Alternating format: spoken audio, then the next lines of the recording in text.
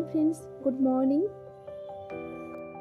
আর আজকে কোনো blog video নয়, আজকে আমরা যাচ্ছি তমলুক। আর আমরা মেছেদাগামী বাস ধরেছি, ধরে ওখান থেকে নিমতৌড়িতে নেমেছি, নেমে ওখানে আবার টোটো ধরে 10 মিনিট মতন টোটোতে করে পৌঁছে গেছিলাম তমলুক রাজবাড়ি। তো এই তমলুক হলো ভারতের পশ্চিমবঙ্গ রাজ্যের একটি শহর ও পৌরসভা। এটি পূর্ব মেদিনীপুর জেলার সদর দপ্তর। তো দেখো, ওখান থেকে নেমে আমরা পায়ে হেঁটে প্রায় মিনিট 15 মতন লাগলো রাজবাড়ি পৌঁছতে।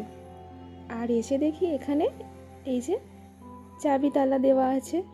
আর তোমাদেরকে শেয়ার করার জন্য চারদিকটা একটু শেয়ার করে দিলাম, যেহেতু আমরা এসছি এখানে রাজবাড়ি দেখতে। তো চলো তোমাদের একটু এই তমলুক রাজবাড়ির ইতিহাস বলি। খ্রিস্টপূর্ব 5ম শতাব্দীতে ময়ূরবংশীয় রাজাদের দ্বারা নির্মিত হয়েছিল এই রাজবাড়ি, এবং সেই রাজা স্বয়ং দ্রৌপদীর স্বয়ম্বর সভাতেও উপস্থিত ছিলেন। মহাভারতের যুদ্ধ থেকে ভারতের স্বাধীনতা সংগ্রাম সবেতেই নিজের স্বতন্ত্র ভূমিকা পালন করেছে এই তাম্রলিপ্ত রাজবাড়ি বা তমলুক রাজবাড়ি, যার অলিন্দে নেতাজি সুভাষচন্দ্র বসু সভা করে গিয়েছেন। অষ্টাদশ শতাব্দীতে তাম্রলিপ্ত রাজবাড়ির সম্পত্তি নিয়ে রানী কৃষ্ণপ্রিয়ার ব্রিটিশদের লড়াই ব্রিটিশ বিরোধী শক্তির ভিত পোঁতা হয় তমলুক রাজবাড়ির অন্দরে। ব্রিটিশ বিরোধী আন্দোলনের ভূমিকায় তমলুক রাজবাড়ি এক প্রবাহমান ইতিহাসের সাক্ষী।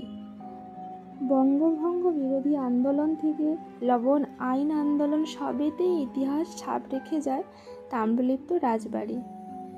বিংশ শতাব্দীর শুরুতে বঙ্গভঙ্গ বিরোধী আন্দোলনে তমলুকে তৎকালীন রাজা সুরেন্দ্র রায় সক্রিয় অংশগ্রহণ করেন।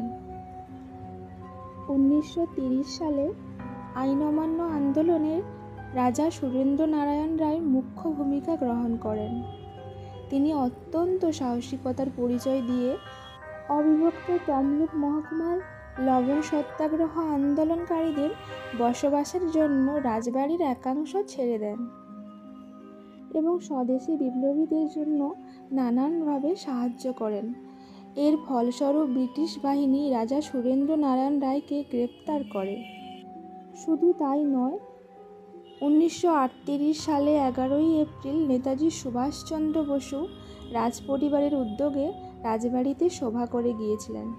এছাড়াও এই রাজপরিবারের সদস্যরা স্বদেশী আন্দোলনে পরবর্তীকালে মুখ্য ভূমিকা পালন করেন। আসলে তমলুকের রাজা অন্যান্য রাজবাড়ির মতো ব্রিটিশ আনুগত্য লাভের উচ্চাকাঙ্ক্ষী ছিলেন না, তাই বরাবর ব্রিটিশ শক্তির বিরুদ্ধে স্বদেশী বিপ্লবীদের পাশে দাঁড়িয়েছেন।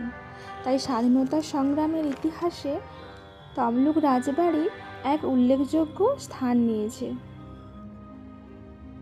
আর কয়েক মাস আগে আমার এক্সাম ছিল, তোমাদেরকে শেয়ার করেছিলাম।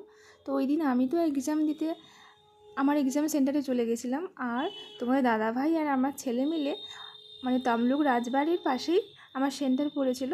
তো ওরা ওই বাকি সময়টা রাজবাড়ি দেখতে গেছিলো, আর গিয়ে এই ভিডিওটা করে এনেছিল। আর অনেক দিন ভিডিওটা ছিল, তাই তোমাদেরকে শেয়ার করা হয়নি। আর আজকে আমার শরীরটা অসুস্থ, তাই আমি আর অন্য কোনো ভিডিও ছাড়তে পারলাম না। এই ছোট্ট একটা ভিডিও তোমাদেরকে শেয়ার করলাম, প্লিজ তোমরা দেখে নিও। আর চলো, তোমরা সবাই খুব ভালো থেকো। আবার দেখা হচ্ছে নেক্সট আরেকটি ব্লগে। তো টাটা, বাই।